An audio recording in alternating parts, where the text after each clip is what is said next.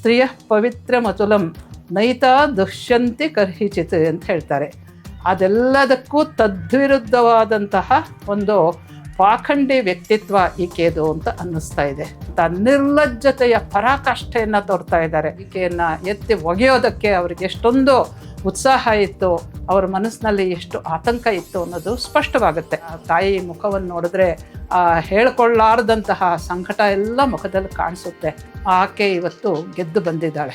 ಆ ಒಂದು ಬಿಲ್ ಇದೆಯಲ್ಲ, ಅದು ಪೂರ್ತಿ ಪಾಸ್ ಆಗಿಲ್ಲ, ಆದರೂ ಕೂಡ ಇಂಥ ಸ್ತ್ರೀಯರನ್ನೆಲ್ಲ ನಿಲ್ಲಿಸಿ BJP ಒಂದು ವಿಧವಾದಂತಹ ರಿಲೀಫ್ ಅಂತ ಹೇಳ್ತಾರಲ್ಲ, ಸಮಾಧಾನ, ಸಂತೈಸುವಿಕೆ ಇಂಥದ್ದನ್ನೆಲ್ಲ ನೀಡಿದ್ಲು. ಆಕೆಯನ್ನು ಕೂಡ ನಿಲ್ಲಿಸಿ ಗೆಲ್ಲಿಸಿದ್ದಾರೆ. 3 ಕಾಸಿಗೆ ಆಸೆ ಪಟ್ಟು ಕೇವಲ ತನ್ನ ಮಾನ ಕಳ್ಕೊಂಡಿದ್ದಷ್ಟೇ ಇಲ್ಲ, ದೇಶದ ಮಾನನ, ಸಂಸತ್ತಿನ ಮಾನನ ಹರಾಜು ಹಾಕದಂತಹ ನಿರ್ಲಜ್ಜ ಹೆಂಗಸು.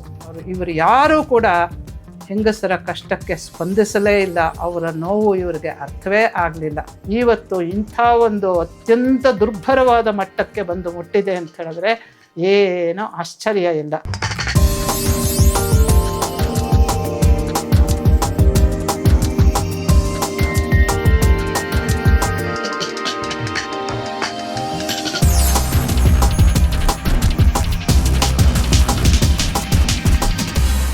ಆತ್ಮೀಯರೇ ನಮಸ್ಕಾರ, ಜೈ ಶ್ರೀರಾಮ್. ನಿಮ್ಮೆಲ್ಲರಿಗೂ ಹೃತ್ಪೂರ್ವಕವಾದಂಥ ಸ್ವಾಗತ. ನಾವು ವಿಡಿಯೋ ಮಾಡಿ ಬಹಳ ದಿವಸ ಆಯಿತು.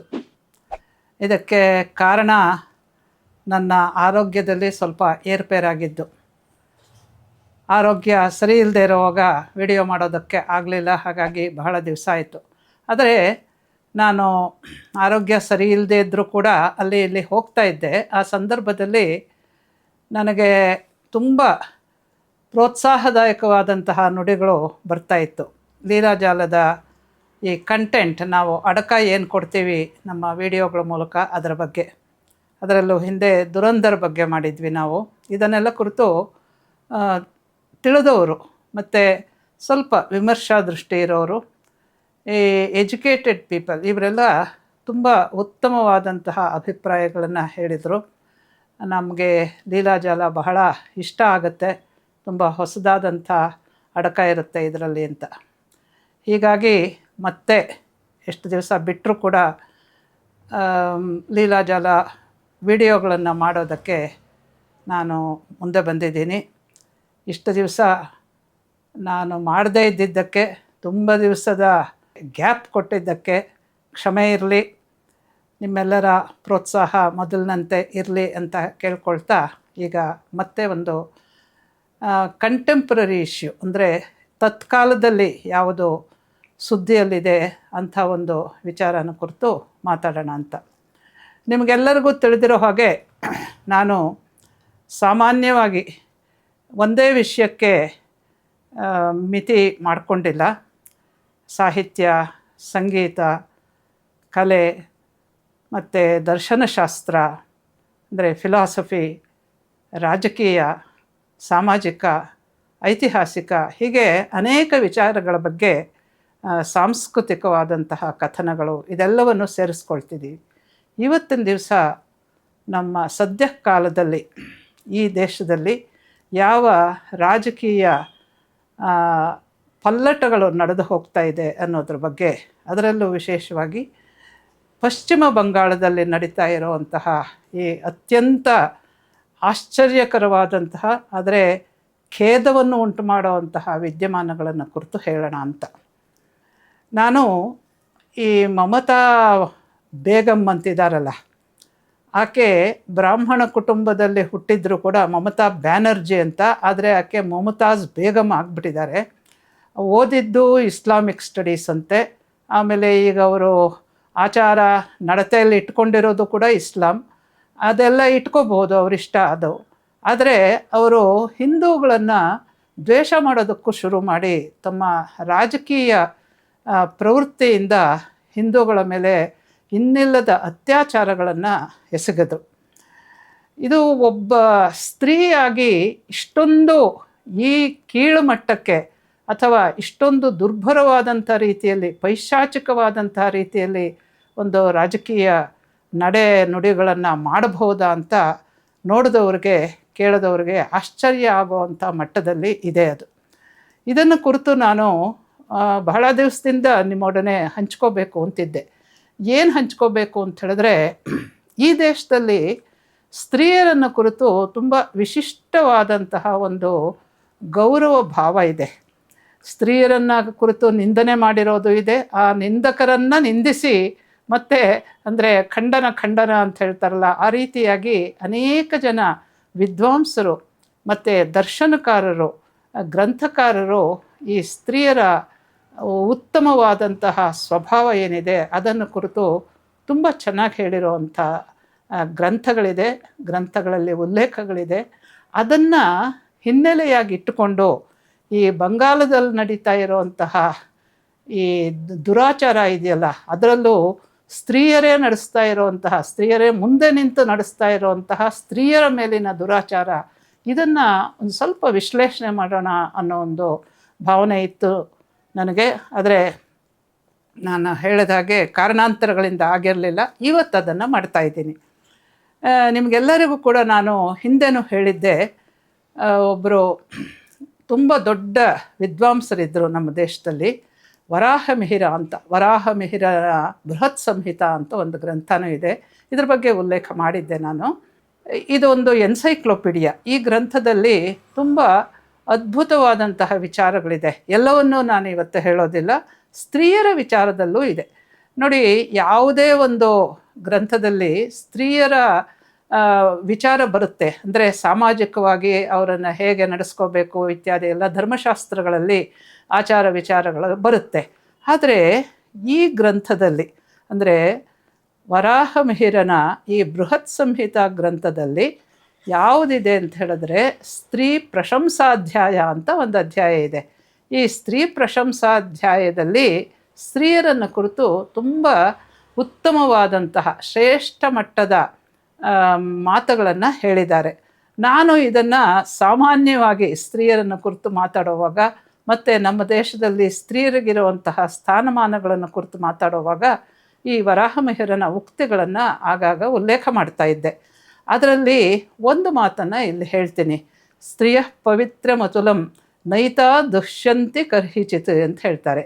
ಅಂದರೆ ಸ್ತ್ರೀಯರು ತುಂಬ ಪವಿತ್ರವಾದಂತಹ ಸ್ವಭಾವವುಳ್ಳವರು, ಪಾವನವಾಗಿರುವಂಥ ಮನಸ್ಸು ಅವ್ರದ್ದು. ಅವರು ಯಾವತ್ತೂ ಕೂಡ ದುಷ್ಟರಾಗೋದಿಲ್ಲ ಅಂತ ಒಂದು ಮಾತು. ಎಂಥ ಒಂದು ಭರವಸೆ ನೋಡಿ ವರಾಹಮಿಹಿರನಿಗೆ ಸ್ತ್ರೀಯರ ಬಗ್ಗೆ.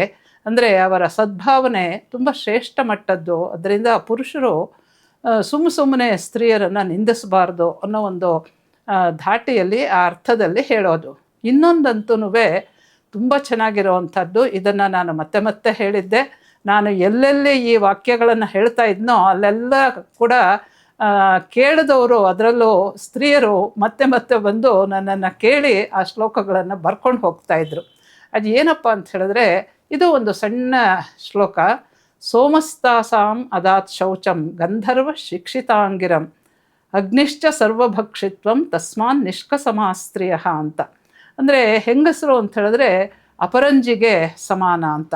ಅಂದರೆ ಅಪರಂಜಿ ಅಂತ ಹೇಳಿದ್ರೆ ಈ ತಾಮ್ರವನ್ನು ಬೆರೆಸದೇ ಇರೋವಂತಹ ಚಿನ್ನಕ್ಕೆ ಶುದ್ಧ ಅಪರಂಜಿ, 24 ಕ್ಯಾರೆಟ್ ಗೋಲ್ಡ್ ಅಂತಾರಲ್ಲ ಅದು, ನಾಟ್ 22 ಆಭರಣದ ಚಿನ್ನ ಅಲ್ಲ, ಅಪರಂಜಿ ಅಂತ.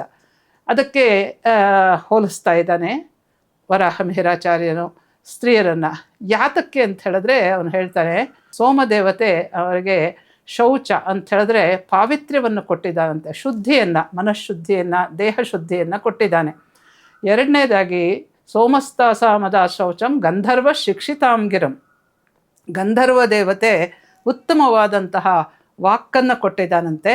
ಅದಾದ ನಂತರ ಈ ಅಗ್ನಿದೇವತೆ ಎಲ್ಲವನ್ನು ಕೂಡ ಭಕ್ಷಣ, ಅಂದರೆ ಎಲ್ಲವನ್ನೂ ತಡ್ಕೊಳ್ಳುವಂತಹ ಒಂದು ಅಪೂರ್ವವಾದಂತಹ ಕಲೆಯನ್ನು ಕೊಟ್ಟಿದ್ದಾನಂತೆ. ಅಂದರೆ ಶೋಕ, ಮೋಹ, ದುಃಖ, ಸಂತೋಷ ಇದೆಲ್ಲ ಅತಿಯಾದಾಗ ಅದನ್ನು ತೋರಿಸ್ಕೊಳ್ಳದೆ ಒಂದು ಸಮತ್ವದ ಸ್ಥಿತಿಯಲ್ಲಿ ಇರೋ ಹಾಗೆ ಸರ್ವಭಕ್ಷಿತ್ವವನ್ನು ನೀಡಿದ್ದಾನೆ ಅನ್ನೋ ರೀತಿಯಲ್ಲಿ ಹೇಳಿ, ಈ ಕಾರಣಗಳಿಂದ, ಅಂದರೆ ಈ ದೇವತೆಗಳೆಲ್ಲ ಅವರ ಆ ಸ್ತ್ರೀಯರನ್ನು ಹರಸಿರೋದ್ರಿಂದ, ಅತ್ಯುತ್ತಮವಾದಂತಹ ವರಗಳನ್ನು ಈ ದೇವತೆಗಳು ಕೊಟ್ಟಿರೋದ್ರಿಂದ ಅವರು ನಿಷ್ಕಸಮಾ ಸ್ತ್ರೀಯ ಅಪರಂಜಿಯ ಹಾಗೆ ಅಂತ ಹೇಳ್ತಾರೆ.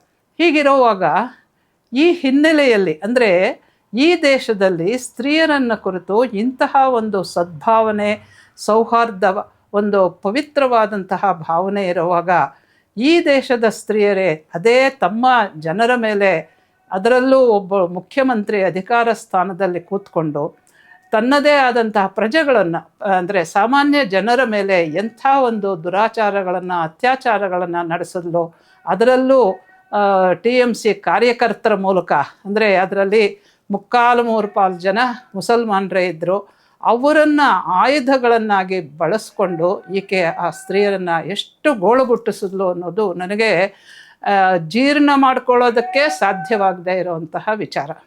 ಒಬ್ಬಳು ಸ್ತ್ರೀ ಹೀಗೆ ಮಾಡುವುದಕ್ಕೆ ಸಾಧ್ಯವೇ ಅಂತ, ಇದನ್ನು ಆದರೆ ಮಾಡಿದ್ದಾರೆ, ಅದು ಸತ್ಯ, ಅದು ವಾಸ್ತವ. ಈಗ ಆಕೆ ಧರಾಶಾಯಿಯಾಗಿದ್ದಾಳೆ, ಅವಳು ಸೋತಿದ್ದಾಯಿತು, ಆದರೂ ಕೂಡ ನಾನು ನನ್ನ ಸ್ಥಾನವನ್ನು ಬಿಡೋದಿಲ್ಲ ಅಂತ ಹಠ ಮಾಡ್ತಾ ಇದ್ದಾಳೆ.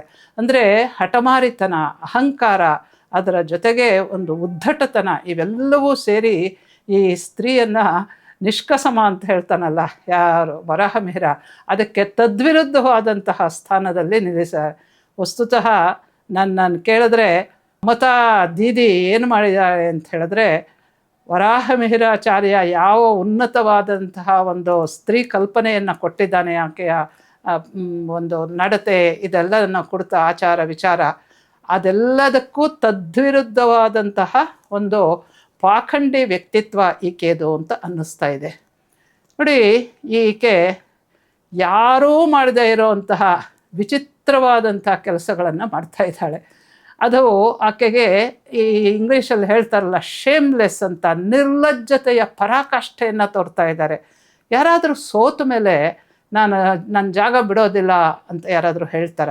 ಇದು ಅವತ್ತಿಂದ ಅನೂಚಾನವಾಗಿ ನಡ್ಕೊಂಡು ಬಂದಿರುವಂತಹ ಒಂದು ಕಾನ್ಸ್ಟಿಟ್ಯೂಷನಲ್ ಮೆಥಡ್. ನೀವು ಯಾತಕ್ಕೆ ಸೋತ್ರಿ, ನಿಮಗದು ಸಮಾಧಾನ ಇಲ್ಲದಿದ್ದರೆ ಮುಂದಿನ ಕೋರ್ಟು ಕಚೇರಿ ವ್ಯವಹಾರಗಳು ಅದೇನು ಬೇಕಾದರೂ ನೋಡ್ಕೋಬಹುದು. ಆದರೆ ಎಲೆಕ್ಷನ್ ಕಮಿಷನ್ ತನ್ನ ಇದನ್ನು ಏನು ರಿಸಲ್ಟ್ ಇದೆಯಲ್ಲ, ಫಲಿತಾಂಶ, ಅದು ನಡೆಸಿದಂತಹ ಒಂದು ಅಭೂತಪೂರ್ವವಾದಂತಹ ಪ್ರಕ್ರಿಯೆ.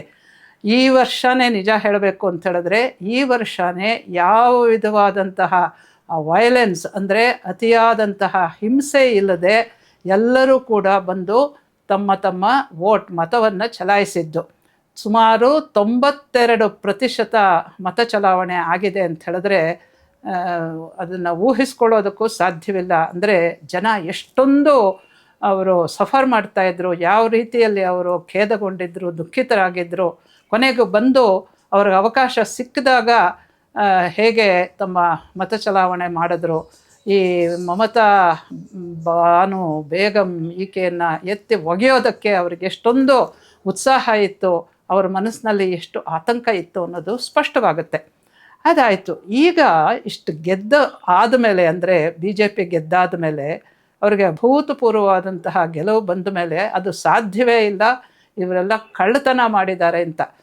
ಅಂದರೆ ವೋಟ್ ಚೋರಿ ಅನ್ನೋದು ನೋಡಿ, ನಮ್ಮ ಈ ಪಾರ್ಲಿಮೆಂಟರಿ ಡೆಮಾಕ್ರಸಿ ಅಂತ ಹೇಳ್ತೀವಿ, ಪ್ರಜಾಪ್ರಭುತ್ವ ವ್ಯವಸ್ಥೆಯಲ್ಲಿ ಇದು ಹೊಸದಾದಂತಹ ಒಂದು ಪದ. ಇಷ್ಟು ದಿವಸ ಇದಿರಲಿಲ್ಲ. ಇದನ್ನು ಈ ಚಲಾವಣೆಗೆ ತಂದಿದ್ದು ಯಾರಪ್ಪ ಅಂತ ಹೇಳಿದ್ರೆ, ಈ ಮಹಾತ್ಮ ಒಬ್ಬ ಇದ್ದಾನಲ್ಲ ನಮ್ಮ ರಾಜಕೀಯದಲ್ಲಿ, ಯಾರು ಅಂತ ಹೇಳಿದ್ರೆ ಈ ರಾಹುಲ ಗಾಂಧಿ ಅಂತ ಒಬ್ಬ ಇದ್ದಾನಲ್ಲ, ಈ ಮನುಷ್ಯ ತಂದಿದ್ದು. ಇದರಲ್ಲಿ ಲಾ ಕಿತ್ತಾಕಿ ಕೊನೆಯಲ್ಲಿ ಮಿಕ್ಕಿದ್ದು ಏನು ಉಳಿಯುತ್ತೋ ಆ ರಾಹು ಬಡ್ದಿದೆ ನಮ್ಮ ದೇಶದ ರಾಜಕೀಯಕ್ಕೆ ಅಂತ ಹೇಳಿದ್ರೆ ಯಾವ ಉತ್ಪ್ರೇಕ್ಷೆಯೂ ಇಲ್ಲ. ಈ ವೋಟ್ ಚೋರಿ ಅಂತ, ವೋಟ್ ಚೋರಿ ಇವರೆಲ್ಲ ಬಹಳ ಹಿಂದೆ ಮಾಡಿದ್ರು, ಇವರು ತಾತನೇ ಮಾಡಿದ್ದು, ಮುತ್ತಾತ ಯಾರೋ ನೆಹರೂನೇ ಮಾಡಿದ್ದಿದ್ದು. ಗೆದ್ದಿರೋರನ್ನು ಸೋತಿರೋರು ಅಂತ ಮಾಡಿಸಿದ್ರು ಮಧ್ಯಪ್ರದೇಶದಲ್ಲಿ. ಇವ್ರಿಗೆ ಬೇಕಾದಂತಹ ಮುಸಲ್ಮಾನ ಕ್ಯಾಂಡಿಡೇಟನ್ನು ಗೆಲ್ಲಿಸೋದಕ್ಕೋಸ್ಕರವಾಗಿ ಅಲ್ಲಿ ಗೆದ್ದಿದ್ದಂತಹ ಒಬ್ಬ ಹಿಂದೂವನ್ನು ಮುಗಿಸ್ಬೇಕು ಇವರನ್ನು ಅಂತ ಹೇಳಿ ಅವರು ಎಲೆಕ್ಷನ್ ಕಮಿಷನ್ ಮೂಲಕ ಅವ್ರು ಹೇಳಿಸಿದ್ರು, ಇವರು ಗೆದ್ದಿದ್ದಾರೆ, ಅವರು ಸೋತಿದ್ದಾರೆ ಅಂತ. ಸೋತವ್ರನ್ನ ಗೆದ್ದವ್ರು ಮಾಡಿದ್ರು, ಗೆದ್ದವ್ರನ್ನ ಸೋತವ್ರು ಮಾಡಿದ್ರು. ನಿಜವಾದ ವೋಟ್ ಚೋತಿ ಆವಾಗಿದ್ದು, ಅದರ ಬಗ್ಗೆ ನಾನು ಹೇಳಿದ್ದೀನಿ ಯಾವುದೋ ಒಂದು ವಿಡಿಯೋದಲ್ಲಿ. ಇರಲಿ, ಒಟ್ಟಿನಲ್ಲಿ ಈಕೆ ಇಷ್ಟು ವಿಚಿತ್ರವಾದಂತಹ ರೀತಿಯಲ್ಲಿ ನಾನು ಏನೇ ಆದರೂ ಕೂಡ ನನ್ನ ಜಾಗ ಬಿಟ್ಟು ಕೊಡೋದಿಲ್ಲ, ಇದು ಈ ಗೆಲುವು ಅವ್ರದ್ದು ಸರಿ ಇಲ್ಲ ಅಂತ ಹಠ ಹಿಡಿದು ಕೂತಿದ್ದಾಳೆ. ಎಂಥ ಹಠಮಾರಿತನ ನೋಡಿ ಈಕೆದು ಅಂತ. ಇದು ನಮಗೆ ತುಂಬ ಆಶ್ಚರ್ಯಕರವಾಗಿ ಕಾಣುವಂಥದ್ದು. ನನಗಂತೂ ಸಾಮಾನ್ಯವಾಗಿ ಯೋಚನೆ ಮಾಡುವಂತಹ ಯಾರಿಗೂ ಕೂಡ ಇದನ್ನು ಅರ್ಥ ಮಾಡ್ಕೊಳ್ಳೋದಕ್ಕೆ ಸಾಧ್ಯವಿಲ್ಲ. ಈ ಸಂದರ್ಭದಲ್ಲಿ ಈ ಪರಿಪ್ರೇಕ್ಷ್ಯದಲ್ಲಿರೋರು, ಅಂದರೆ ಈ ವ್ಯೂನಲ್ಲಿರೋವಂಥವರು ಎಲ್ಲರೂ ಸ್ತ್ರೀಯರೇ. ಮುಖ್ಯವಾಗಿ ಈ ಮಮತಾ ಬೇಗಮನ್ನು ಸೋಲಿಸಿದ್ದು ಸುವೇಂದು ಅಧಿಕಾರಿ ಅಂತ ಭವಾನಿಪುರದಲ್ಲಿ, ಅದು ಒಂದು. ಆದರೆ ಈ ಮಮತಾ ಬೇಗಮು ಅಥವಾ ಮಮತಾಜ್ ಬೇಗಮು ಸ್ತ್ರೀಯರನ್ನು ಎಷ್ಟು ಗೋಳೆಕೊಂಡಿದ್ದಾಳೆ ಅನ್ನೋದು ನಿಮಗೆಲ್ಲರಿಗೂ ಗೊತ್ತೇ ಇದೆ. ಈಗ ನೋಡಿ, ಹೋದ ವರ್ಷ ಸುಮಾರು ಇದೇ ಸಮಯದಲ್ಲಿ ಈ RG ಆಸ್ಪತ್ರೆ ಒಂದು ಕೇಸ್ ನಡೀತು. ಆ ಆಸ್ಪತ್ರೆಯಲ್ಲಿ ರಾತ್ರಿ ನೈಟ್ ಡ್ಯೂಟಿಯಲ್ಲಿದ್ದಂತಹ, ಅಂದರೆ ರಾತ್ರಿ ಪಾಳಿಯಲ್ಲಿದ್ದಂತಹ ಒಬ್ಬ ಆಕೆ ಚಿಕ್ಕ ಹುಡುಗಿ ಡಾಕ್ಟರು ಅವಳನ್ನು ಅತ್ಯಂತ ಅಮಾನುಷವಾದಂತಹ ರೀತಿಯಲ್ಲಿ ಕೊಲೆ ಮಾಡಿದ್ರು. ಆ ಕೊಲೆ ಮಾಡಿದ್ದಷ್ಟೇ ಅಲ್ಲದೆ ಅವತ್ತು ಯಾರೋ ಆ RG ಆಸ್ಪತ್ರೆ ಇದೆಯಲ್ಲ ಅದರ ಡೈರೆಕ್ಟಾಗಿ ನಿರ್ದೇಶಕರಾಗಿದ್ದ ಆ ಮನುಷ್ಯನನ್ನು ಆ ಕ್ಷಣದಲ್ಲೇ ಬೇರೆ ಕಡೆಗೆ ಹಾಕ್ಬಿಟ್ಟು, ಈಕೆ ಈ ಮಮತಾ ಬೇಗಮೆ ಅವಳೇ ಇದೋ ಆಗಿದ್ಲು, ಏನು ಹೋಮ್ ಮಿನಿಸ್ಟ್ರು ಆಗಿದ್ಲು, ಹೆಲ್ತ್ ಮಿನಿಸ್ಟ್ರು ಆಗಿದ್ಲು, ಚೀಫ್ ಮಿನಿಸ್ಟ್ರು ಆಗಿದ್ದವರು ಎಲ್ಲ ಅವರೇ ಅದನ್ನೇ ನಿರ್ವಹಿಸಿದ್ದು, ಆಕೆನೇ ನಿರ್ವಹಿಸಿದ್ದು. ಅದನ್ನು ಏನಂತ ಹೇಳಿದ್ರೆ, ಆ ಹುಡುಗಿಗೆ ಸರಿಯಾದಂಥ ರೀತಿಯಲ್ಲಿ ನ್ಯಾಯ ದೊರಕದೇ ಇರೋ ಹಾಗೆ, ಅದರ ಬಗ್ಗೆ ಯಾವ ವಿಧವಾದಂತಹ ವಿಚಾರ ವಿಮರ್ಶೆ ಮತ್ತು ಈ ಪೊಲೀಸ್ ಕೇಸ್ ಆಗದೇ ಇರೋ ಹಾಗೆ ನೋಡಿಕೊಂಡ್ಳು. ಆಮೇಲೆ ಕೇಸು ಕೂಡ ಆಯಿತು. ಅದನ್ನೇ ಗೊತ್ತೇ ಇದೆಯಲ್ಲ ನಮಗೆ, ಈ ಕಪಿಲ್ ಸಿಬ್ಬಲ್ ಅನ್ನೋವಂತಹ ಒಬ್ಬ ಮನುಷ್ಯ ಇಂಥ ಎಲ್ಲ ಧೂರ್ತ ಕೆಲಸಗಳಿಗೆ ತಾನು ನಿಂತ್ಕೊಳ್ತಾನೆ. ಆತನೇ ಬಂದು ಸುಪ್ರೀಂ ಕೋರ್ಟ್ವರೆಗೂ ಅದು ಹೋದಾಗ ಅದರ ಬಗ್ಗೆ ಚರ್ಚೆನೂ ನಡೀತು. ಕೋರ್ಟಲ್ಲಿ ಚರ್ಚೆ ಆಯಿತು, ಏನೂ ಆಗಲಿಲ್ಲ. ಯಾಕೆ ಈ ವಿಷಯ ಹೇಳ್ತಾ ಇದ್ದೀನಿ ಅಂತ ಹೇಳಿದ್ರೆ, ಯಾವ ರಾತ್ರಿ ಡ್ಯೂಟಿಯಲ್ಲಿದ್ದಂತಹ ಹುಡುಗಿ ಕೊಲೆ ಆದಲೋ ಅವತ್ತೊಂದು ದಿವಸ RG ಆಸ್ಪತ್ರೆಯಲ್ಲಿ, ಆಕೆಯ ತಾಯಿ ರತ್ನಾ ದೇವನಾರ್ ಅಂತ, ರತ್ನಾ, ಆಕೆ ಇವತ್ತು ಗೆದ್ದಿದ್ದಾಳೆ. ಆಕೆಯ ಮುಖನ ನೋಡಬೇಕು ನೀವು. ಆ ಮುಖದಲ್ಲಿ ಎಂಥ ಒಂದು ದುಃಖ ಮಡುಗಟ್ಟಿದೆ ಅಂತ ಹೇಳಿದ್ರೆ, ಇವತ್ತಿಗೂ ಅವಳ ಮುಖವನ್ನು ನೋಡಿದ್ರೆ, ಆ ತಾಯಿ ಮುಖವನ್ನು ನೋಡಿದ್ರೆ, ಆ ಮಗಳನ್ನು ಬಲಿ ಕೊಟ್ಟು ಆಕೆ ಪಟ್ಟಿರುವಂತಹ ಪಾಡು, ಆ ಒಂದು ಮನಸ್ಸಿನಲ್ಲೇ ಇರೋವಂತಹ ಆ ತುಮುಲ, ಹೇಳ್ಕೊಳ್ಳಾರ್ದಂತಹ ಸಂಕಟ ಎಲ್ಲ ಮುಖದಲ್ಲಿ ಕಾಣಿಸುತ್ತೆ. ಆಕೆ ಇವತ್ತು ಗೆದ್ದು ಬಂದಿದ್ದಾಳೆ ನೋಡಿ. ಇಂಥ ಸಾಮಾನ್ಯಾತಿ ಸಾಮಾನ್ಯರು ಗೆದ್ದು ಬಂದಿದ್ದಾರೆ. ಇನ್ನೊಬ್ಬಳು ಕಲಿಕಾ ಮಾಜಿ ಅಂತ ನೋಡಿ, ಅವಳು 4 ಮನೇಲಿ ಕೆಲಸ ಮಾಡೋ ಹೆಂಗಸು. ಆಕೆಯನ್ನು ನಿಲ್ಲಿಸಿ BJPನವರು ಗೆಲ್ಲಿಸಿದ್ದಾರೆ. ಇದರ ಅರ್ಥ ಏನಂತ ಹೇಳಿದ್ರೆ, ಸಾಮಾನ್ಯಾತಿ ಸಾಮಾನ್ಯರಿಗೂ ಕೂಡ ಅವಕಾಶ ಕೊಡಬೇಕು. ಇವಾಗ ನಾರಿ ಶಕ್ತಿ ವಂದನ್ ಅನ್ನೋದು ಒಂದು ಇದು ಬಂತಲ್ಲ ಸಂಸತ್ತಿನಲ್ಲಿ, ಅದರ ಅರ್ಥ ಏನು, ಸ್ತ್ರೀಯರಿಗೆ ಅವಕಾಶ ಮಾಡಿಕೊಡ್ಬೇಕು. ಅದು ಎಂಥ ಸ್ತ್ರೀಯರಿಗೆ, ಬರೀ ಮೇಲೆ ಓದಿರೋ ಅಂಥವರು, ದುಡ್ಡಿರೋರು, ಅಧಿಕಾರದ ಸ್ಥಾನಗಳನ್ನು ಪರಿಚಯ ಮಾಡಿಕೊಂಡಿರೋರು ಅವರ ತಂದೆ ತಾಯಿಗಳ ಮೂಲಕ ಅಥವಾ ಅವರ ಕುಟುಂಬಗಳ ಮೂಲಕ, ಅಂಥವ್ರಿಗಲ್ಲ. ಸಾಮಾನ್ಯಾತಿ ಸಾಮಾನ್ಯರು, ಯಾರಿಗೆ ಶಕ್ತಿ ಇದೆ, ಯಾರಿಗೆ ಒಂದು ಆಸಕ್ತಿ ಇದೆ ಅಂಥವ್ರು ಎಲ್ಲರೂ ಕೂಡ ಬರ್ಬೋದು ಅನ್ನೋ ದೃಷ್ಟಿಯಿಂದ ಮಾಡಿದ್ದು ನೋಡಿ. ಅದನ್ನು ಆ ಒಂದು ಬಿಲ್ ಇದೆಯಲ್ಲ, ಅದು ಪೂರ್ತಿ ಪಾಸ್ ಆಗಿಲ್ಲ. ಆದರೂ ಕೂಡ ಇಂಥ ಸ್ತ್ರೀಯರನ್ನೆಲ್ಲ ನಿಲ್ಲಿಸಿ BJP ಗೆಲ್ಲಿಸ್ಕೊಂಡ್ಬಿಟ್ಟಿದೆ ಅಂತ ಹೇಳಿದ್ರೆ, ಅವರು ಏನು ಹೇಳ್ತಾ ಇದ್ದಾರೆ ಅದರ ಬಗ್ಗೆ ಅವ್ರಿಗೆ ಎಷ್ಟೊಂದು ಪ್ರಾಮಾಣಿಕತೆ ಇದೆ, ಎಷ್ಟೊಂದು ಸಿನ್ಸಿಯರ್ ಆಗಿದ್ದಾರೆ ಅವರು ಅನ್ನೋದು ಗೊತ್ತಾಗುತ್ತೆ. ಆ ಕಲಿಕಾ ಮಾಜಿ ಅನ್ನೋ ಹೆಂಗಸು ಮನೆ ಕೆಲಸ ಮಾಡ್ತಾ ಇದ್ದಾಳೆ. ಅವಳು ಮನೆಗಳಲ್ಲಿ ಪಾತ್ರೆ ತಿಕ್ತಾ ಇರುವಂತಹ ದೃಶ್ಯಗಳನ್ನೇ ನೀವು ಸಾಮಾಜಿಕ ಜಾಲತಾಣಗಳಲ್ಲಿ ನೋಡಬಹುದಾಗಿದೆ. ಈ ಥರ ಇನ್ನೊಂದು ಹೆಂಗಸು, ಮತ್ತೊಬ್ಬಳು ನೋಡಿ, ಈ ಮಮತಾ ಬೇಗಮು ಬಗ್ಗೆ ಬಂಗಾಲದ ಸ್ತ್ರೀಯರಿಗೆ ತುಂಬ ಬೇಜಾರಾಗಿದ್ದಿದ್ದು ಯಾಕೆ ಅಂತ ಹೇಳಿದ್ರೆ, ಸ್ತ್ರೀಯರ ಮೇಲೆ ಅತ್ಯಾಚಾರ ನಡೆದಾಗ ಆಕೆ ಒಂದಿಷ್ಟೂ ಕನಿಕರ ತೋರಿಸ್ತಾ ಇರಲಿಲ್ಲ. ತಾನೂ ಒಬ್ಬಳು ಸ್ತ್ರೀ, ನನ್ನ ರಾಜ್ಯದ ನನ್ನ ಸೋದರಿಯರ ಮೇಲೆ ಇಂಥ ಒಂದು ಅನ್ಯಾಯ ಆಗ್ತಿದೆಯಲ್ಲ ಅಂತ ಒಂದೇ ಒಂದು ಬಿಂದು ಅಲ್ಲಿ ದಯೆ ಇಲ್ಲ ಆ ಹೆಂಗಸ್ಗೆ. ಹೀಗಾಗಿ ಅವರೆಲ್ಲರೂ ಕೂಡ ಈಕೆಯ ಮೇಲೆ ತುಂಬ ಬೇಜಾರು ಪಟ್ಕೊಂಡಿದ್ರು. ಅದರಲ್ಲಿ ಸಂದೇಶ್ ಖಾಲಿ ಅಂತ ಒಂದು ಜಾಗ ಇದೆ. ಆ ಸಂದೇಶ್ ಖಾಲಿನಲ್ಲಿ ಏನು ವಿಚಿತ್ರ ನಡೀತು ಅಂತ ಹೇಳಿದ್ರೆ, ಆ ಹಳ್ಳಿ, ಆ ಸುತ್ತಮುತ್ತಲಿನ ಜಾಗ ಏನಿದೆ ಅಲ್ಲಿ ಎಲ್ಲದಲ್ಲೂ, ಎಲ್ಲ ಮನೆಗಳಲ್ಲೂ ಕೂಡ ಸ್ತ್ರೀಯರನ್ನು ಅತ್ಯಾಚಾರ ಮಾಡ್ತಾ ಇದ್ದಂತೆ. ಅಲ್ಲಿ ಒಬ್ಬ ಮುಸಲ್ಮಾನ, ಅವನು TMCನವನು. ಅವ್ರಿಗೆ ಎಲ್ಲದಕ್ಕೂ ಈಗ ಒಬ್ಬನೇ ಎಲ್ಲ ಮಾಡ್ತಾ ಇದ್ದಾನೆ ಅಂತ ಹೇಳಿದ್ರೆ ಅವನಿಗೆ ಎಲ್ಲ ವಿಧವಾದಂತಹ ರಾಜಕೀಯವಾದ ಒಂದು ಒತ್ತಾಸೆ ಇರುತ್ತೆ. ಆ ಒಂದು ಒತ್ತಾಸೆಯಿಂದಲೇ ಅವರು ಇಂಥ ದುಷ್ಟ ಕಾರ್ಯಗಳನ್ನು ನಿರಂತರವಾಗಿ ಮಾಡ್ಕೊಂಡು ಹೋಗೋದಕ್ಕೆ ಅವ್ರಿಗೆ ಅವಕಾಶ ಆಗುತ್ತೆ. ಇಲ್ದಿದ್ರೆ ಎಲ್ಲಿ ಮಾಡೋದಕ್ಕೆ ಸಾಧ್ಯ ಅಲ್ವೇ? ಸಾಮಾನ್ಯರಿಗೆ ಒಂದು ಭಯ ಇರುತ್ತೆ. ಅಂದರೆ ಪೊಲೀಸ್ನವ್ರು ಸುಮ್ಮನೆ ಇರ್ತಾಯಿದ್ರು, ರಾಜಕೀಯದವ್ರು ಸುಮ್ಮನೆ ಇರ್ತಾಯಿದ್ರು, ಜನಗಳಂತೂ ಬಾಯಿ ಮುಚ್ಕೊಂಡು ಇರಲೇಬೇಕು. ಹೀಗೆಲ್ಲ ಇರುವಾಗ ಏನು ಮಾಡೋದಕ್ಕಾಗುತ್ತೆ? ಅಂಥದ್ರಲ್ಲಿ ಒಬ್ಬಳು ಮಾತ್ರ ಮುಂದೆ ಬಂದು ಅದರ ಬಗ್ಗೆ ಹೇಳಿ ಅದು ಹೊರಗೆ ಬರೋ ಹಾಗೆ ಆಯಿತು. ಅದರಲ್ಲಿ ಪ್ರಮುಖಳಾದಂತಹ ಒಬ್ಬ ಹೆಂಗಸು ಅಂದರೆ ರೇಖಾ ಪಾತ್ರ ಅಂತ. ನೋಡಿ, ಚಿಕ್ಕ ಹೆಂಗಸು ಆಕೆ, ಇನ್ನೂ ಎಷ್ಟು ಲಕ್ಷಣವಾಗಿದ್ದಾಳೆ. ಆಕೆಗೆ ತುಂಬ ಅನ್ಯಾಯ ಆಗಿದೆ ಸಂದೇಶಖಾಲಿ ಸಾಮೂಹಿಕ ಅತ್ಯಾಚಾರದಲ್ಲಿ. ಆಕೆ ಹೊರಗೆ ಬಂದು ತನ್ನ ಕಷ್ಟಗಳನ್ನು ಹೇಳಿಕೊಂಡು ಇತರ ಸೋದರಿಯರಿಗೂ ಕೂಡ ಒಂದು ವಿಧವಾದಂತಹ ರಿಲೀಫ್ ಅಂತ ಹೇಳ್ತಾರಲ್ಲ, ಸಮಾಧಾನ, ಸಂತೈಸುವಿಕೆ ಇಂಥದ್ದನ್ನೆಲ್ಲ ನೀಡಿದ್ಲು. ಆಕೆಯನ್ನು ಕೂಡ ಗೆಲ್ಲಿಸಿದ್ದಾರೆ. ಇದನ್ನು ಯಾಕೆ ಹೇಳ್ತಾ ಇದ್ದೀನಿ ಅಂತ ಹೇಳಿದ್ರೆ, ನೋಡಿ, ಇಂಥ ಹೆಂಗಸರು ಅಂದರೆ ತೀರ ನಿಕೃಷ್ಟವಾದಂತಹ ಜೀವನ ನಡೆಸ್ತಾ ಇರೋರು, ನೊಂದಿರೋರು, ಯಾವ ವಿಧದಲ್ಲೂ ಕೂಡ ಈ ಮಮತಾ ಬೇಗಂ ಮೇಲೆ ಏರಿ ಹೋಗೋದಕ್ಕೆ ಸಾಧ್ಯವೇ ಇಲ್ಲ. ಯಾಕೆ ಅಂತ ಹೇಳಿದ್ರೆ ಅಲ್ಲಿ ನ್ಯಾಯ ವಿಧಾನವೇ ಇಲ್ಲ. ರಾಜಕೀಯದವರು ಏನು ಮಾಡೋದಿಲ್ಲ ಮತ್ತು ಪೊಲೀಸ್ನವರು ಏನು ಮಾಡೋದಿಲ್ಲ. ಇಂಥ ಸಂದರ್ಭದಲ್ಲಿ ಈ ಅತಿ ಸಾಮಾನ್ಯರು ಹೇಗೆ ಹೋರಾಡಿರ್ಬೋದು, ಎಷ್ಟು ನೋವು ತಿಂದಿರಬಹುದು, ಅವರನ್ನೆಲ್ಲ ಇವಾಗ ಇವರು ರಾಜಕೀಯವಾಗಿ ಅವರಿಗೆ ಬಲ ಕೊಡೋದಕ್ಕೆ ಇವತ್ತಿನ ಪಕ್ಷ ಕೆಲಸ ಮಾಡಿದೆ, BJP. ಹಾಗಾಗಿ ಅವರೆಲ್ಲ ಗೆದ್ದು ಬಂದಿದ್ದಾರೆ. ಇವರು ಗೆದ್ದು ಬಂದಿದ್ದಾರೆ ಅನ್ನೋದೇ ಯಾವುದನ್ನು ಸೂಚಿಸ್ತಾ ಇದೆ ಹೇಳಿ? ಅಂದರೆ ಸಾಮಾನ್ಯರ ಮನಸ್ಸಿನಲ್ಲಿ ಎಂಥ ಒಂದು ಆಕ್ರೋಶ ಇತ್ತು, ಎಷ್ಟು ನೋವಿತ್ತು, ಅವರ ಕಳಂಕಗಳನ್ನು ತೊಡೆದು ಹಾಕಿಕೊಳ್ಳೋಕ್ಕೆ ಈಚೆಗೆ ಬಂದು ಅವರು ಕೆಲಸ ಮಾಡಿದ್ದಾರೆ ಅನ್ನೋದು ಸ್ಪಷ್ಟವಾಗುತ್ತೆ. ಇದು ನೋಡಿ, ಸಾಮಾನ್ಯ ಹೆಂಗಸರ ವಿಚಾರ. ಆದರೆ ಈ ಪಕ್ಷದಲ್ಲಿ ಇದ್ದುಕೊಂಡು ಈ ಸಾಮಾನ್ಯರಿಗೆ ಯಾವ ವಿಧವಾದಂತಹ ನ್ಯಾಯವೂ ಸಿಗದೇ ಇರೋ ಹಾಗೆ, ಅವ್ರಿಗೆ ಯಾವ ವಿಧವಾದಂತಹ ಸಮಾಧಾನವೂ ಬರದೇ ಇರೋ ಹಾಗೆ ಮಾಡಿದಂತಹ ರಾಜಕೀಯ ಅಧಿಕಾರದಲ್ಲಿದ್ದಂತಹ ಹೆಂಗಸರು 3 ಜನನ ಉಲ್ಲೇಖ ಮಾಡ್ತೀನಿ ನಾನಿವತ್ತು. ನಿಮಗೆಲ್ಲರಿಗೂ ಗೊತ್ತೇ ಇದೆ, ಮಹುವಾ ಮೈತ್ರ ಅಂತ ಒಬ್ಬಳು ಸಂಸತ್ ಸದಸ್ಯೆ. ಇವಳು TMC ಪಕ್ಷದವಳು, ಮಮತಾ ಬೇಗಮ್ಮಿನ ಈ ರೈಟ್ ಹ್ಯಾಂಡ್ ಅವಳು ಅಂತ ಹೇಳ್ಬೋದು, ಬಲಗೈ ಆಕೆ. ಈಕೆಯ ಚರಿತ್ರೆ ನಿಮಗೆಲ್ಲರಿಗೂ ಗೊತ್ತಾ ಇದೆ. ಅದನ್ನು ಚರಿತ್ರೆ ಅಂತ ಹೇಳ್ಬಾರ್ದು, ಚಾರಿತ್ರ್ಯಹೀನೆ. ಸಂಸತ್ತಿನಲ್ಲಿ ಕೂತ್ಕೊಂಡು ಯಾವುದೋ ಒಂದು ಬೆಲೆ ಬಾಳೋ ಅಂತಹ ಚಪ್ಪಲಿಗಳು, ಮೇಕಪ್ ಸಾಮಾನುಗಳು, ಬ್ಯಾಗ್ಗಳು, ಮತ್ತೊಂದು ಒಂದು ನಾಯಿ ಮರಿ, ಇದಕ್ಕೋಸ್ಕರವಾಗಿ ತನ್ನ ಪಾಸ್ವರ್ಡನ್ನೇ ಒತ್ತೆ ಇಟ್ಟಂತಹ ಮಹಾಪವಿತ್ರವಾದಂತಹ ಮಹಿಳೆಯಕ್ಕೆ. ಅಂದರೆ ಸಂಸತ್ತಿನ ಸ್ಥಾನ ಏನ್ರಿ ಆಯಿತು? ಇಷ್ಟು ನಿರ್ಲಜ್ಜತನ. ಸ್ತ್ರೀಯರನ್ನು ಏನು ಹೇಳ್ತಾ ಇದ್ದಾನೆ ವರಾಹಮಿರ, ಸ್ತ್ರೀಯ ಪವಿತ್ರ ಮತುಲಂ ಅಂತ. ಆ ಪಾವಿತ್ರ್ಯ ಎಲ್ಲಿ ಹೋಯಿತು? ಸ್ತ್ರೀಯರಿಗೆ ನಿಜವಾಗ್ಲೂ ಒಂದು ಪವಿತ್ರ ಸ್ಥಾನ ಇತ್ತು. ಆದರೆ ಇಂಥ ಹೆಂಗಸರು ಅದನ್ನೆಲ್ಲ ಪೂರ್ತಿ ಕಳೆದು ಬಿಟ್ಟರು.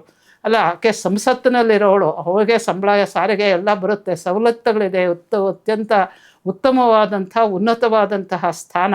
ಅಲ್ಲೇ ಇದ್ದುಕೊಂಡು ಆಕೆ ಯಾವುದೋ ಜುಜುಬಿ 3 ಕಾಸಿಗೆ ಆಸೆಪಟ್ಟು ಕೇವಲ ತನ್ನ ಮಾನ ಕಳ್ಕೊಂಡಿದ್ದಷ್ಟೇ ಇಲ್ಲ, ದೇಶದ ಮಾನನ, ಸಂಸತ್ತಿನ ಮಾನನ ಹರಾಜು ಹಾಕದಂತಹ ನಿರ್ಲಜ್ಜ ಹೆಂಗಸು.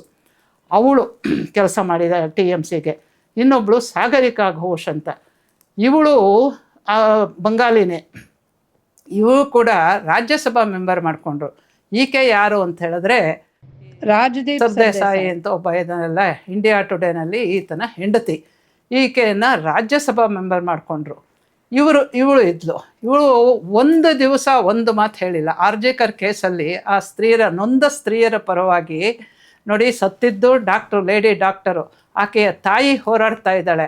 ಅವರ ಪರವಾಗಿ ಒಂದು ಸಾಂತ್ವನದ ನುಡಿ ಇವರ ಬಾಯಲ್ಲಿ ಬರಲಿಲ್ಲ. ಇನ್ನೊಬ್ಬಳು ಸಯಾನಿ ಅಂತ ಘೋಷ್ ಅಂತ ಅವಳು.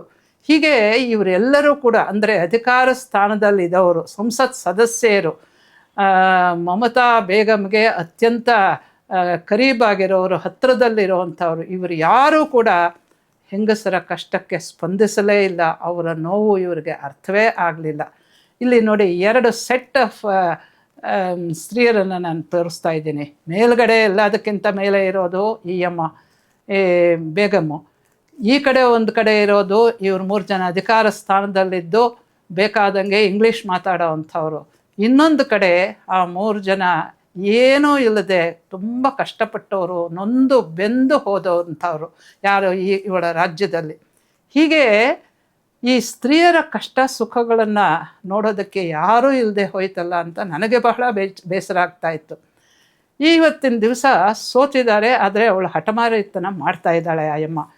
ಆದರೆ ಒಂದು ನಿಮಗೆ ಯಾರಿಗಾದರೂ ಅನಿಸುತ್ತಾ? ನನಗಂತೂ ಹಾಗೆ ಅನಿಸಿದ್ದುಂಟು. ಈಕೆ 15 ವರ್ಷದಿಂದ ರಾಜ್ಯ ಸೂತ್ರಗಳನ್ನು ಹಿಡಿದಿರೋಕೆ 21ರಲ್ಲೂ ಕೂಡ ಈಕೆ ಗೆದ್ದಾಗ ಈ TMC ಕಾರ್ಯಕರ್ತರಿದ್ದಾರಲ್ಲ, ಇವರು ಇನ್ನಿಲ್ಲದ ಅತ್ಯಾಚಾರದಲ್ಲಿ ಆರ್ಸನ್ ಲೂಟ್ ಅಂತೆಲ್ಲ ಹೇಳ್ತಾರಲ್ಲ, ಅಂದರೆ ಕೊಳ್ಳೆ ಇಡೋದು, ಜನಗಳನ್ನು ಓಡಿಸೋದು, ಅತ್ಯಾಚಾರ ಮಾಡೋದು, ಹುಡುಗಿರನ್ನು ಹಾಗಾಗೇ ಎತ್ಕೊಂಡು ಹೋಗೋದು, ಗಂಡಸರನ್ನು ಮನೆಗಳಲ್ಲಿ ಕೂಡು ಹಾಕೋದು, ಅವ್ರ ಮೇಲೆ ಗುಂಡು ಹಾಕೋದು, ಹೀಗೆಲ್ಲ.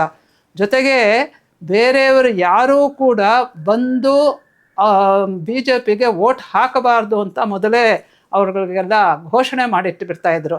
ನೀವೇನಾದರೂ ಬೇರೆಯವ್ರಿಗೆ TMC ಬಿಟ್ಟು ಬೇರೆಯವ್ರಿಗೆ ಹಾಕಿದ್ದೆ ನಿಮ್ಮ ಕಥೆನೇ ಮುಗೀತು ಅಂತ ಅವ್ರಿಗೆ ಬೆದರಿಕೆನ ಹಾಕ್ತಾಯಿದ್ರು.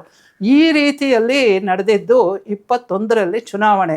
ಆವತ್ತಿನ ದಿವಸ ಆಕೆನೇ ಗೆದ್ದಿದ್ದು. ಬಂದಾಗ ರಿಸಲ್ಟ್ ಬಂದಾದ ಮೇಲೆ ಆ ಕ್ಷಣದಲ್ಲಿ ಯಾವ ರೀತಿಯಲ್ಲಿ ಈಗ ಜಹಾಂಗೀರ್ ಖಾನು, ಅಭಿಷೇಕ್ ಬ್ಯಾನರ್ಜಿ ಅವರೆಲ್ಲ ಮಾತಾಡ್ತಾ ಇದ್ರಲ್ಲ, ಅದೇ ರೀತಿ ಬೆದರಿಕೆಗಳನ್ನು ಹಾಕಿ ಯಾವಾಗ ರಿಸಲ್ಟು TMC ಪರವಾಗಿ ಬಂತೋ ಆ ಕ್ಷಣದಲ್ಲಿ ನೋಡಿ ಶುರು ಮಾಡ್ಕೊಂಡ್ಬಿಟ್ರು. ಜನರಿಗೆ ಈ ಘೋರಿ ಗಜ್ನಿ ಇವರೆಲ್ಲ ಬಂದಾಗ, ಬಾಬರ್ ಇವರೆಲ್ಲ ಬಂದಾಗ ಕತ್ತಿ ಬೀಸ್ತಾ ಇದ್ರಲ್ಲ, ಆ ರೀತಿ ಗೋಳ್ಗೊಟ್ಟಿಸ್ಬಿಟ್ರು. ನಾವು ಅವತ್ತಿನ ದಿವಸ ನಾವು ಎಲೆಕ್ಷನ್ ರಿಸಲ್ಟನ್ನೆಲ್ಲ ಕೇಳಿಕೊಂಡು, ನನಗೆ ವಿಶೇಷವಾಗಿ ನಾವೆಲ್ಲ ಮಾತಾಡ್ಕೊಳ್ತಾ ಇದ್ವಿ, ನಾವು ಆ ಸ್ನೇಹಿತರೆಲ್ಲ. ಇವತ್ತು ಖಂಡಿತ ನೋಡಿ, ರಾಜ್ಯ ಸರ್ಕಾರ ಯಾವುದೋ ಜನರ ಸಹಾಯಕ್ಕೆ ಬರಲಿಲ್ವೋ ಆವಾಗ ಆ ಪಬ್ಲಿಕ್ ಅಂತಿರ್ತಾರಲ್ಲ, ಸಾಮಾನ್ಯ ಶ್ರೀಸಾಮಾನ್ಯ, ಅವರ ಯೋಗಕ್ಷೇಮ ನೋಡ್ಕೊಳ್ಳೋದು ಸರ್ಕಾರದ ಕರ್ತವ್ಯ. ರಾಜ್ಯ ಸರ್ಕಾರ ಅದರಲ್ಲಿ ಫೇಲ್ ಆದರೆ, ಅದರಲ್ಲಿ ವ್ಯರ್ಥಗೊಳಿಸ್ಕೊಂಡ್ರೆ ತಮ್ಮ ಪ್ರಯತ್ನವನ್ನು, ಅದಕ್ಕೆ ಕೇಂದ್ರ ಸರ್ಕಾರ ಬರಬೇಕು. ಇವತ್ತಿನ ದಿವಸ ಬೆಳಗಾಗೋ ಅಷ್ಟೊತ್ತಿಗೆ ಆರ್ಮಿ ಬಂದ್ಬಿಡುತ್ತೆ, ಜನರನ್ನು ಕಾಪಾಡುತ್ತೆ ಅಂತ ನಾವೆಲ್ಲ ಮಾತಾಡ್ಕೊಳ್ತಾ ಇದ್ವಿ. ನಾವು ಎಷ್ಟೋ ಹೊತ್ತಿನವರೆಗೂ ಎಲ್ಲ ನೋಡಿ, ಆದರೆ ಏನೂ ಆಗಲಿಲ್ಲ. ಬೆಳಗಾದರೂ ಏನೂ ಆಗಲಿಲ್ಲ, ಪ್ರೆಸಿಡೆಂಟ್ ರೂಲ್ ಬರಲಿಲ್ಲ, ಆರ್ಮಿ ಬರಲಿಲ್ಲ, ಜನರ ಸಹಾಯಕ್ಕೆ ಯಾರೂ ಇಲ್ಲ. ಟೇಕ್ ಕೇರ್ ಆಫ್ TMC ಕಾರ್ಯಕರ್ತರು, ಗೂಂಡಾಸ್ ಕಾರ್ಯಕರ್ತರು ಅಂತ ಹೇಳೋದು ಬೇಡ, ಕಾರ್ಯಕರ್ತೃತ್ವಕ್ಕೆ ಅದು ಅಪಚಾರ ಆಗುತ್ತೆ. Care of TMC ಗೂಂಡಾಗಳಾಗ್ಬಿಟ್ರು. ಹೀಗಿರೋವಾಗ ಇಂಥ ಒಂದು ಸಂದರ್ಭದಲ್ಲಿ ಇವತ್ತಿನ ದಿವಸ ಅದೆಲ್ಲ ಒಂದು ಕೊನೆ ಆಗುತ್ತೇನೋ ಅನ್ನೋ ರೀತಿಯಲ್ಲಿ ಇನ್ನೊಂದು ಪಕ್ಷ ಗೆದ್ದು ಬಂದಿರೋವಾಗ ಈಕೆ ತಾನು ಬಿಡೋದಿಲ್ಲ ಅಂತ ಹೇಳ್ತಾ ಇದ್ದಾಳಲ್ಲ, ನಮಗೇನು ಅನಿಸುತ್ತೆ ಗೊತ್ತಾ? ಇಂಥ ಸಂದರ್ಭದಲ್ಲಿ ಈಕೆಯನ್ನು ಇದೇವರೆಗೂ ಬಿಟ್ಟಿದ್ದೇ ತಪ್ಪಾಯ್ತೇನೋ ಅಂತ. 15 ವರ್ಷ ಒಂದೇ ಸಮ ಆಕೆ ತನ್ನಿಷ್ಟ ಬಂದ ಹಾಗೆ ಆಟ ಆಡಿದ್ದಾಳೆ. ಜನರ ಜೀವದ ಜೊತೆ ಆಟ ಆಡಿದ್ದಾಳೆ, ಜನರ ಭಾವಗಳ ಜೊತೆ ಆಟ ಆಡಿದ್ದಾಳೆ, ಮತ್ತು ಕೇಂದ್ರ ಸರ್ಕಾರದ ಜೊತೆ ಒಂದಿಷ್ಟೂ ಕೂಡ ಅವಳು ಸಹಕಾರ ಕೊಟ್ಟಿಲ್ಲ. ಜನರಿಗೆ ಕೇಂದ್ರ ಸರ್ಕಾರದಿಂದ ಬರಬೇಕಾಗಿದ್ದಂತಹ ಯಾವ ಸೌಲಭ್ಯಗಳು ಬರದೇ ಇರೋ ಹಾಗೆ ನೋಡಿಕೊಂಡ್ಳು. ಆಮೇಲೆ ಬಾಯಿಗೆ ಬಂದಂಗೆ ಮಾತಾಡೋದು, ಇದೆಲ್ಲ ಮಾಡಿದ್ದಾರೆ. ಇದನ್ನು ಕುರಿತು ಯಾವ ವಿಧವಾದಂತಹ ಆ್ಯಕ್ಷನ್ ಏನೂ ತಗೊಳ್ಳಿಲ್ಲ. ಅಂದರೆ ಅವರ ಮೇಲೆ ಯಾವ ವಿಧವಾದಂತಹ ಕಾರ್ಯಾಚರಣೆಯನ್ನು ನಡೆಸದೇ ಇದ್ದಿದ್ದರಿಂದ ಇವತ್ತು ಇಂಥ ಒಂದು ಅತ್ಯಂತ ದುರ್ಭರವಾದ ಮಟ್ಟಕ್ಕೆ ಬಂದು ಮುಟ್ಟಿದೆ ಅಂತ ಹೇಳಿದ್ರೆ ಏನೂ ಆಶ್ಚರ್ಯ ಇಲ್ಲ. ಅದರಿಂದನೇ ಸಾಮಾನ್ಯವಾಗಿ ಹೇಳೋದು, ದುಷ್ಟತನಗಳನ್ನು ಅದು ಮೊಳಕೆಯಲ್ಲಿರೋವಾಗಲೇ ಚಿವುಟ್ ಹಾಕಬೇಕು ಅಂತ, ಇಲ್ದಿದ್ರೆ ಈ ಮಟ್ಟಕ್ಕೆ ಬರುತ್ತೆ. ಇವತ್ತು ನೋಡಿ, ಆಕೆ 15 ವರ್ಷ ಚೀಫ್ ಮಿನಿಸ್ಟರ್ ಆಗಿದ್ದವಳು, ಹಿಂದೆ ಸೆಂಟ್ರಲ್ ಮಿನಿಸ್ಟರ್ ಆಗಿದ್ದವಳು, ಕೂತ್ಕೊಂಡು ನಾನು ಬಿಡೋದಿಲ್ಲ ನನ್ನ ಸ್ಥಾನವನ್ನು ಅಂತ ಹೇಳ್ತಾ ಇದ್ದರೆ ಯಾವ ಮಟ್ಟಕ್ಕೆ ಹೋಗಿರ್ಬೋದು ಆಕೆಯ ದುರ್ಬುದ್ಧಿ ಅನ್ನೋದನ್ನು ಸ್ಪಷ್ಟಗೊಳಿಸ್ಕೋಬಹುದು ನಾವು. ಇದು ತುಂಬ ವಿಚಿತ್ರವಾಗಿರುವಂಥದ್ದು. ಇನ್ನೂ ಒಂದು, ಈ ಬಂಗಾಳದಲ್ಲಿ ತುಂಬ ದೊಡ್ಡದಾದಂತಹ ಒಂದು ಅಪಚಾರಗಳು ನಡೆಯುವಂಥ ರೀತಿಗಳಿದೆ ನೋಡಿ. ಸುವೇಂದು ಅಧಿಕಾರಿಯ PA ಒಬ್ಬರಿದಲ್ಲ, ಅವರನ್ನು ಇವತ್ತು ಗುಂಡಿಟ್ಟು ಕೊಲೆ ಮಾಡಿದ್ದಾರೆ. ಅಂದರೆ ರಕ್ತಪಾತ, ಕೊಲೆ, ಅತ್ಯಾಚಾರ, ದುರಾಚಾರ, ಈ ಹೀನಾಯವಾದಂಗೆ ನಡೆಸ್ಕೊಳ್ಳೋದು ಜನರನ್ನು, ಇದು ತುಂಬ ಸಾಧಾರಣವಾದಂಥ ರೀತಿ. ಇದು ಬಂಗಾಳದ ಇತಿಹಾಸದಲ್ಲಿ ಅಡಗಿ ಹೋಗಿದೆ. ಮೊದಲು ಕಾಂಗ್ರೆಸ್ ಇತ್ತು, ಅದಾದಮೇಲೆ 35 ವರ್ಷಗಳ ಕಾಲ ಈ ಲೆಫ್ಟ್ ಪಾರ್ಟಿಗಳು ಮಾಡಿದ್ರು. ಅವ್ರಿಗಂತೂ ಕತ್ತಿನೇ, ಅವರ ಇದೇನು ಸಿಂಬಲ್ಲೇ ನೋಡಿರ್ಬೋದು ನೀವು, ಚಿಹ್ನೆನೇ ಕೊಡಲಿ. ಸಾಮಾನ್ಯ ಜನರ ಪ್ರಾಣ ತೆಗೆದು ಬಿಟ್ಟರು. ಇದಾದಮೇಲೆ ಅವರನ್ನು ಮಟ್ಟ ಹಾಕಿ ಈಕೆ ಬಂದು ಜನರನ್ನು ಈ ರೀತಿ ಗೋಡೆಕೊಂಡ್ಳು. ಇದು ತುಂಬ ವಿಚಿತ್ರವಾದಂತಹ ಇತಿಹಾಸ ಈ ಬಂಗಾಲದ್ದು. ಅದರಲ್ಲೂ ಸ್ವಾತಂತ್ರ್ಯ ಪೂರ್ವದಲ್ಲಿ ಎಲ್ಲದೂ ಒಂದೇ, ಸ್ವಾತಂತ್ರ್ಯೋತ್ತರದಲ್ಲೂ ಕೂಡ ಹೀಗೇ ರಕ್ತಸಿಕ್ತವಾದಂತಹ ಅಧ್ಯಾಯವನ್ನೇ ಅದು ನೋಡಿದೆ ಅಂತ ಹೇಳಿದ್ರೆ ನಿಜವಾಗ್ಲೂ ಅಲ್ಲಿನ ಜನ ಪಾಪ ತುಂಬ ನೊಂದಿರೋವಂಥವ್ರು. ಅವರಿಗೆ ಇನ್ನು ಮುಂದೇನಾದರೂ ಉತ್ತಮವಾದಂತಹ ಆಡಳಿತ ಸಿಕ್ಕಿ ಅವರ ತೀರಾ ಬೇಗುದಿ ಏನಿದೆ, ಅವರ ದುಃಖ ದುಮ್ಮಾನಗಳು ಅದೆಲ್ಲ ಅಡಗಲಿ ಅಂತ ನಾವು ಆಶಿಸೋಣ. ಈ ವಿಚಾರಗಳನ್ನು ತಮ್ಮಲ್ಲಿ ಅರಿಕೆ ಮಾಡ್ಕೋಬೇಕು ಅಂತ ನನಗಿತ್ತು. ಧನ್ಯವಾದಗಳು. ಜೈ ಶ್ರೀರಾಮ್, ಜೈ ಹಿಂದ್, ಜೈ ಭಾರತ್.